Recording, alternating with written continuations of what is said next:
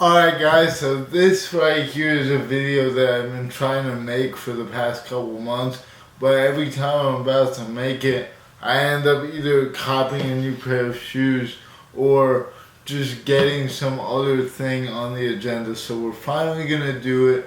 We're sitting down to do it right now, and I'm not gonna stop until it's done. Today we are going to do my full sneaker collection as of 2024.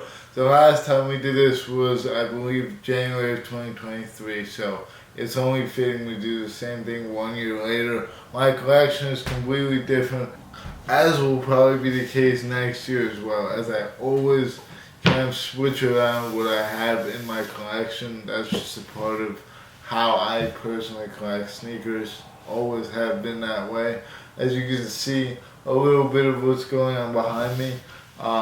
We've had this behind me for about a month now, and we are finally going to unpack every single shoe in the collection.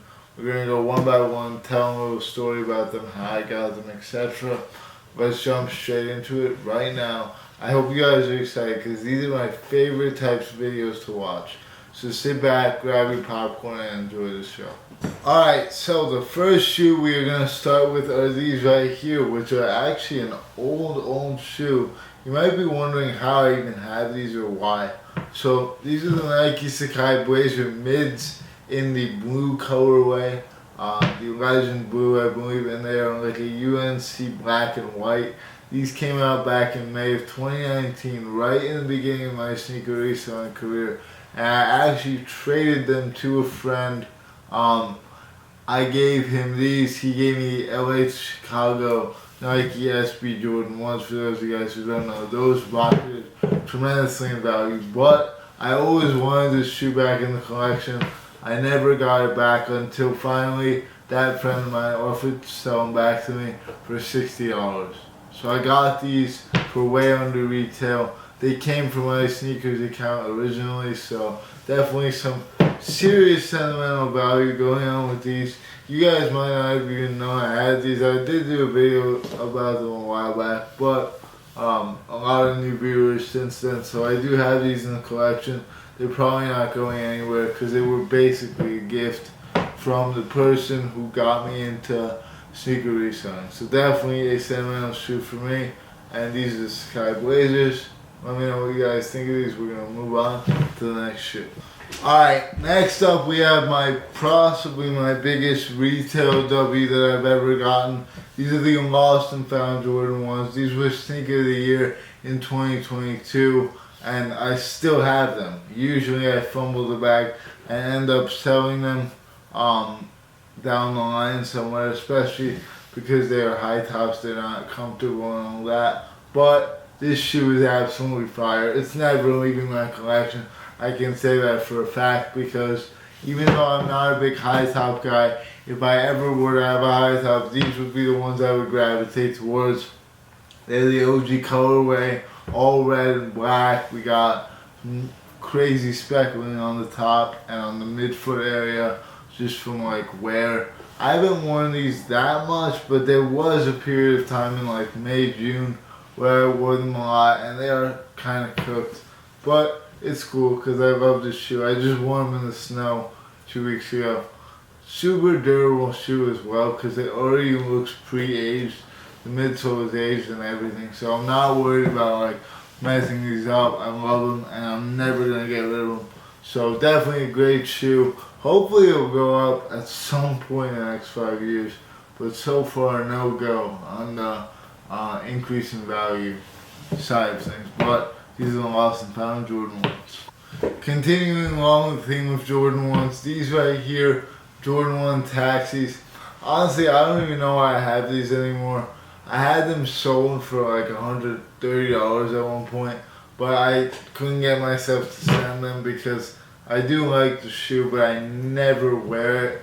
Yellow is just a really hard color to wear for me. I usually go for more of a blue or a red or a black or a white. Those are like my go-tos, so never get much wear out of these. They're also pretty beat up because whenever I did get them like 3 years ago, I beat them up. This is one of the older shoes in my collection. which is kind of funny because they released them like 2021, I think, or maybe even 2022. But that's how much I switch around shoes. These kind of just sit around here. Alright, next up, these are getting overplayed at this point on the channel, but we got all three of the Powerpuff Nike SB Dunk Lows, Blossom, Bubbles, and Buttercup. My favorite one is this one right here, the Bubbles, the blue and yellow one. But again, I've spoke so much about this shoe on the channel. I wore them like 3 times already in Florida. These I got for retail, the Blossoms, and they're only worn once, but super clean as well. The green ones I don't like as much, but still great shoe. I think this pack over time will just do numbers like crazy. I think people are sleeping on them so bad. Like, these are the best SB I've probably ever seen, besides like Jordan 4s and stuff. But Nike SB wise in the last couple years, I haven't seen anything that tops these, especially the Bubbles pair, like I said. Yeah, I think they're pretty self-explanatory why I like them. They got the eyeballs on the back, which are super duper cool, and the smiley faces and all that. Definitely gonna get some wear out of these, and it's cool to have one set in the collection because a lot of it is just a bunch of random sneakers. Next up, we got a shoe that I had too many times to even count, but I have them back possibly for good this time. I'm gonna say probably for good. These are the Offlight Presses. These are the black ones. I've had the white ones as well. I beat the hell out of these.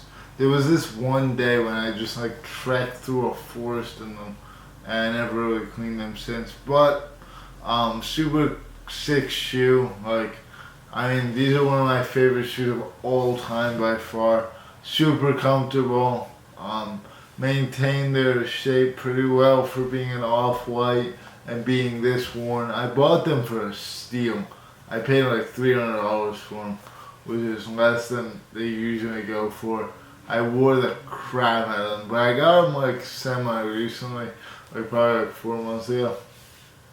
But clean shoe. I can't really say too much on it because it's such an old shoe, but I love it. I love this shoe.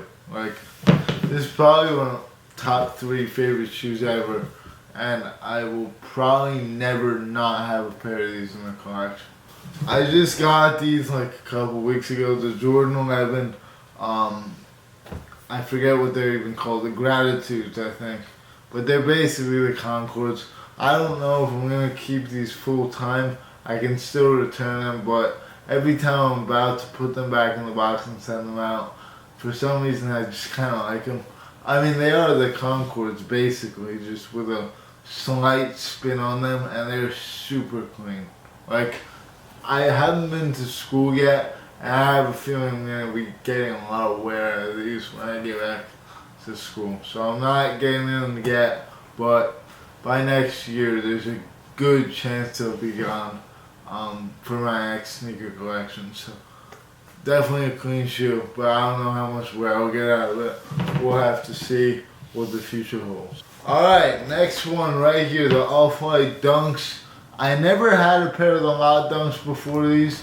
These were probably the biggest impulse buy out of any shoe on this list. I basically just grabbed these out of nowhere, and I felt really bad about it for some reason, because I didn't have like an actual reason for getting these. I just really wanted the pine green Dunk Nike Off-Whites back. I don't know why I said it like that, but instead I settled for this greenish Lot Off-White Dunk. They're super uncomfortable, which is weird. At least they were when I wore them for like 9 hours, which is probably too long to wear a dunk anyway. But these are a clean shoe. They got some sentimental value because I went to the Israel rally with them, which was pretty cool. I wore like a green shirt and these right here. I'll see if I can pop a picture up. But yeah, these are the Offlight Dunks. The quality is good on them. I kind of beat them up a little bit, but I like the shoe though. It's a clean shoe. It looks good on feet. It looks good in hand. I might get rid of them some point in the future, but not right now.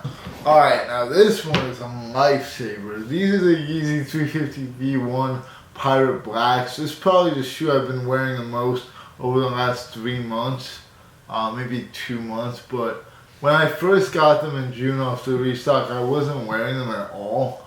But then once I wore them like twice, I realized how comfortable they were. They're so comfortable for some reason. I mean, it does have boost, so it makes sense, but they might even be more comfortable than the V1s, especially because the toe box is not like as tight. Still go up a half size, but I hate them for retail. They're going for nothing. If there's one shoe I would recommend buying on this list, this would be it, because these go for like $280, maybe even less, but not too much to say about them. Just an all black Yeezy that's really clean. I somehow ripped the upper, which is weird, but I don't think these will ever leave my collection, because I'm probably going to beat these into the ground. They actually don't look too bad somehow, but I have worn them a lot, so definitely a Yeezy that was worth grabbing for me. These, on the other hand, are absolutely cooked. These are the Yeezy 350 Zebras. This is one of my favorite shoes of all time again, like the Prestos and the Lost and Founds. I've had so many pairs of them. These desperately need a cleanup. Like, the bottoms are absolutely demolished. This is probably my most beat shoe that I'm going to talk about in this video. But the upper has like this crazy blue striped stain from when I went to a frat house and like stepped in paint. So yeah, these are cooked. I don't even wear them anymore, but there's no way I can get any money for them, so I just keep them here for the old time's sake. And if I really need a beater, I can break these out. The last one we got today are these right here, the Nike Dunk Low Kentuckys. These have always been a favorite of mine, and somehow I just never had them. So I fixed that like 2 months ago. I just grabbed them for like $180. Nothing crazy. These are a 10.5, so they are definitely a tight fitting shoe that you have to size up in, which is weird because you wouldn't think that'd be the case for a regular Dunk, but somehow you gotta size up in these. Super clean shoe. Like, these just scream clean. They're just blue and white. They're basically a perfect shoe. They're very comfortable as well. One of the more comfortable Nike Dunks that I've seen, and probably gonna get some of the most wear out of my collection. So those are my main sneakers. I do have a bunch of crap in my closet, like some destroyed St. John's, basically the red version of these, but I don't even want to bring those out because they're so dirty. So I'm gonna end it here. I'm not gonna drag it on too long, as I always say. But yeah, with that being said, thanks for watching. Hope you enjoyed this one, because it does kind of take a while to make. And I'll see you all soon. Peace.